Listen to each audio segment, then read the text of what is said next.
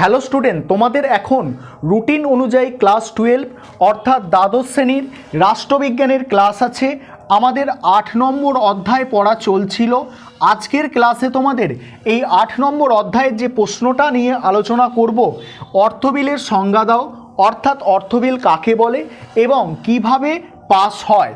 আগে তোমরা দেখো যে বিল কি জিনিস, ঠিক আছে, তারপরে প্রশ্নের আজকে অ্যান্সারে আসছি। প্রথমে দেখো বিল ক রকমের হয়? দু রকমের বিল হয়। একটা হয় সরকারি বিল, ঠিক আছে, একটা হয় সরকারি বিল, আরেকটা হচ্ছে বেসরকারি বিল। তোমরা এগুলো খাতায় লিখতে থাকবে। একটা কি বললাম? সরকারি বিল, আরেকটা হচ্ছে বেসরকারি বিল। বিল কারা উত্থাপন করতে পারে? পার্লামেন্টের সদস্য। কোথাকারের সদস্য? পার্লামেন্টের সদস্যরা বিল উত্থাপন করতে পারে।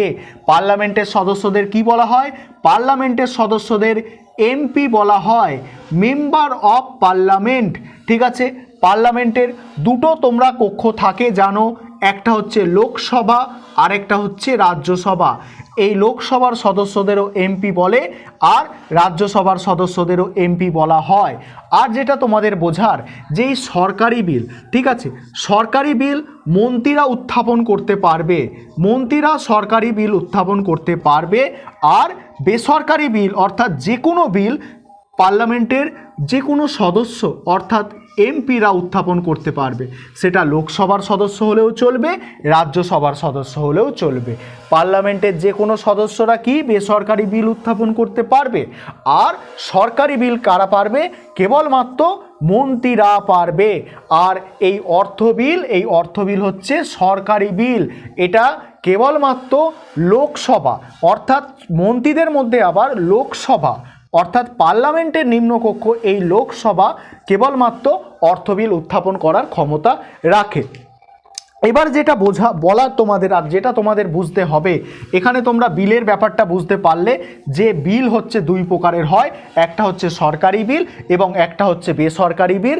সরকারি বিল মন্ত্রীরা উত্থাপন করতে পারে এবং বেসরকারি বিল পার্লামেন্টের যে কোনো সদস্য উত্থাপন করতে পারে। এবারে আগের ক্লাসে তোমাদের পড়িয়েছিলাম যে পার্লামেন্টে আইন পাসের পদ্ধতি, ঠিক আছে। আইন আর বিল এই ভাষা দুটো কিন্তু একই, ঠিক আছে। পার্লামেন্টে আইন পাসের যে পদ্ধতি তোমাদের বলেছিলাম, সেখানে কি বলেছিলাম আগের ক্লাসে, যে একটা বিল যখন আসে তার প্রথমে কি হয়? প্রথম পার্ট, ঠিক আছে, প্রথম পার্ট। এখনও কিন্তু এই আলোচনার মধ্যে ঢুকিনি, এই আলোচনাটা করছি, তার আগে এগুলো ভালো করে বোঝার চেষ্টা করো যে বিলটা কিভাবে পাস হয়। প্রথমে আগের ক্লাসে আমি পড়িয়েছি তোমাদের যে পার্লামেন্টে আইন পাসের পদ্ধতি বা বিল পাসের পদ্ধতি। সেই বিল পাস হতে গেলে কি হয়? কয়েকটা পর্যায় আছে। যেমন প্রথম পার্ট হবে বিলের, প্রথম পার্টে শুধুমাত্র শিরোনামটা পড়া হবে। তারপরে থাকে কি? প্রথম পার্ট যখন হয়ে যাবে, প্রথম পার্টের আলোচনা করার পরে বিলের দ্বিতীয় পার্ট হবে। এবারে কি হবে? দ্বিতীয় পার্টের পরে কি হবে? দ্বিতীয় পার্ট যখন হবে সেখানে কিছুটা আলোচনা হবে। আলোচনার পরে কোথায় পাঠানো হবে? কমিটিতে পাঠানো হবে। সেই কারণে এটাকে বলে কমিটি পর্যায়। তারপরে কমিটি কি করবে? কমিটি রিপোর্ট দেয়। তারপরে আসছে রিপোর্ট পর্যায়, ঠিক আছে। রিপোর্ট দেওয়ার পরে সেটা নিয়ে কি হবে? সেটা নিয়ে হবে বিচার বিবেচনা করা হয়, ঠিক আছে। এই জন্য পরের পর্যায়টা কি আসে? বিচার বিবেচনা পর্যায়,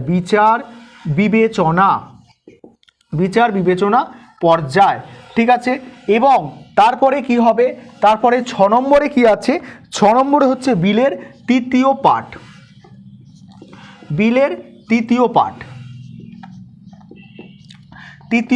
ঠিক আছে। বিলের তৃতীয় পার্টের পরে কি করা হবে? বিলের তৃতীয় পার্টের পরে অন্য কক্ষে পাঠানো হবে। কি বলছি?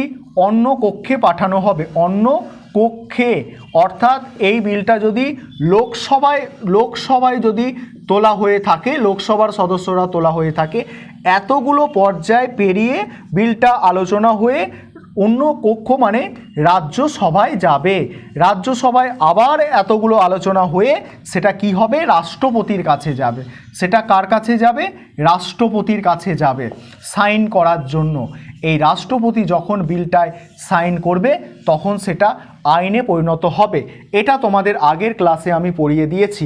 অর্থাৎ বিলের প্রথমে কী হবে, প্রথম পার্ট হবে, তারপরে দ্বিতীয় পার্ট, তারপর কমিটিতে পাঠানো হবে, কমিটি পর্যায়ে, রিপোর্ট পর্যায়ে, বিচার বিবেচনা পর্যায়ে, বিলের তৃতীয় পার্ট।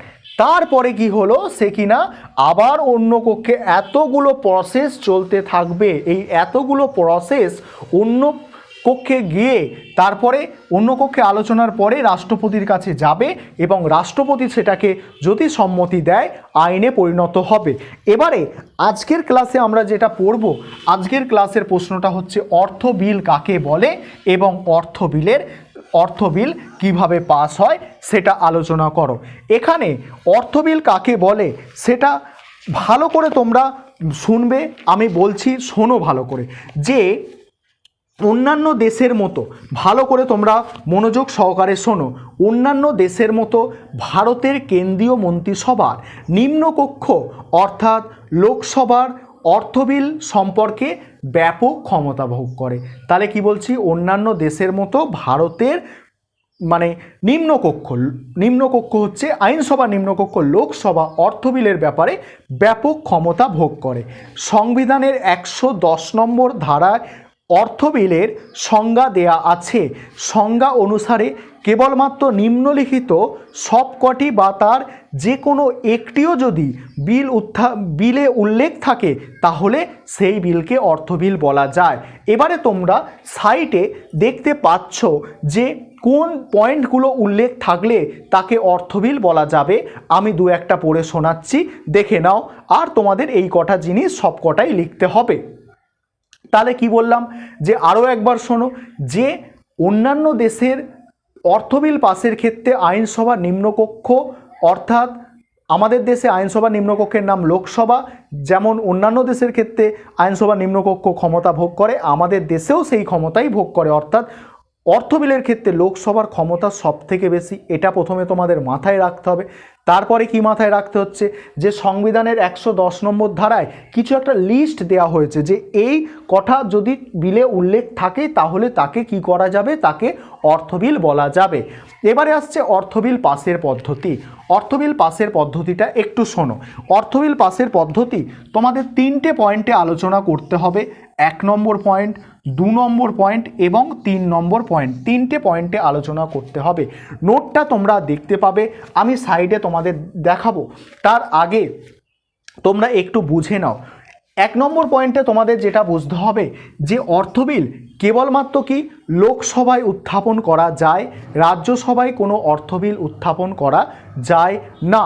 আর রাষ্ট্রপতির সুপারিশে শুধুমাত্র মন্ত্রীরাই এই বিল উত্থাপন করতে পারে। আর সাধারণ বিল পাসের জন্য প্রতিটি বিলকে যেভাবে প্রথম পার্ট, দ্বিতীয় পার্ট, কমিটি পর্যায়, তৃতীয় পার্ট প্রভৃতির মধ্য দিয়ে যেতে হয়, একইভাবে অর্থ বিলের ক্ষেত্রেও তাই ঘটে। আর তারপরে 2 নম্বর পয়েন্ট কি, এখানে তাহলে কি দেখলে, এখানে দেখলে লোকসভা অর্থ বিলটাকে কেবলমাত্র উত্থাপনের ক্ষমতা রাখে। দ্বিতীয় পয়েন্ট কি লিখবে, যে অর্থ বিল লোকসভায় গৃহীত হলে রাজ্যসভার কাছে তা সুপারিশের জন্য পাঠাতে হয়। অর্থ বিলকে প্রত্যাখ্যান বা সংশোধন করার কোনো ক্ষমতা রাজ্যসভার নেই। রাজ্যসভাকে 14 দিনের মধ্যে অর্থ বিল সুপারিশ সহ লোকসভায় পাঠিয়ে দিতে হয়। তাহলে কি, সুপারিশ সহ পাঠিয়ে দিতে হয়। যদি ওই সময়ের মধ্যে বিলটি ফেরত না আসে তাহলে ধরে নেওয়া হয় পার্লামেন্টে বিলটি গৃহীত হয়েছে। তাহলে কি ধরে নেওয়া হয়, পার্লামেন্টে বিলটি গৃহীত হয়েছে। অর্থাৎ 14 দিনের বেশি রাজ্যসভা অর্থ বিলকে আটকে রাখতে পারে না। এবারে 3 নম্বর যে পয়েন্টটা তোমাদের লিখতে হচ্ছে সেটা হচ্ছে পার্লামেন্ট অর্থ বিল, বলছে পার্লামেন্টে অর্থ বিল গৃহীত হওয়ার পর তা রাষ্ট্রপতির সম্মতির জন্য পাঠানো হয়। রাষ্ট্রপতি যদি কোনো অর্থ বিলকে পুনর্বিবেচনার জন্য পার্লামেন্টে ফেরত পাঠাতে পারে না। বলছে রাষ্ট্রপতি যদিও কোনো অর্থ বিলকে পার্লামেন্টে ফেরত পাঠাতে পারে না পুনর্বিবেচনা করার জন্য। ঠিক আছে, ভারতের অর্থ বিল অনুমোদনের ব্যাপারে লোকসভার চূড়ান্ত ক্ষমতা ভোগ করে। এতটা তোমাদের লিখতে হবে, ঠিক আছে, এতটা লিখলেই হবে। তাহলে তোমাদের এবারে তোমরা আরেকবার বুঝে নাও যে প্রথমে অর্থবিলের সংজ্ঞায় কী লিখছো।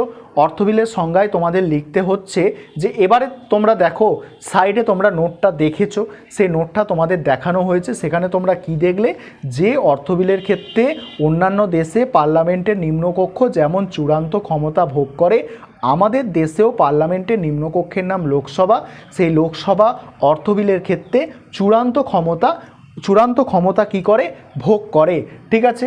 তারপরে 110 নম্বর ধারায় অর্থবিল হতে গেলে কি দরকার, কি উল্লেখ থাকা দরকার, সেই কটা পয়েন্ট আলোচনা করা হয়েছে। তারপরে অর্থবিল কিভাবে পাস হয় সেখানে 3টে পয়েন্ট আলোচনা করা হয়েছে। এক হচ্ছে লোকসভায় সাধারণ বিলের মতোই অর্থবিলটা পাস হয়, ঠিক আছে। তারপর রাজ্যসভার কাছে আসে, রাজ্যসভা 14 দিনের বেশি আটকে রাখতে পারবে না। তারপর রাষ্ট্রপতির কাছে সাইন করার জন্য এলে রাষ্ট্রপতি সাইন করতে বাধ্য, অর্থবিলটাকে ফেরত পাঠাতে পারবে না। এই ছিল আজকের আলোচনা। কেমন লাগলো তোমরা অতি অবশ্যই জানাবে।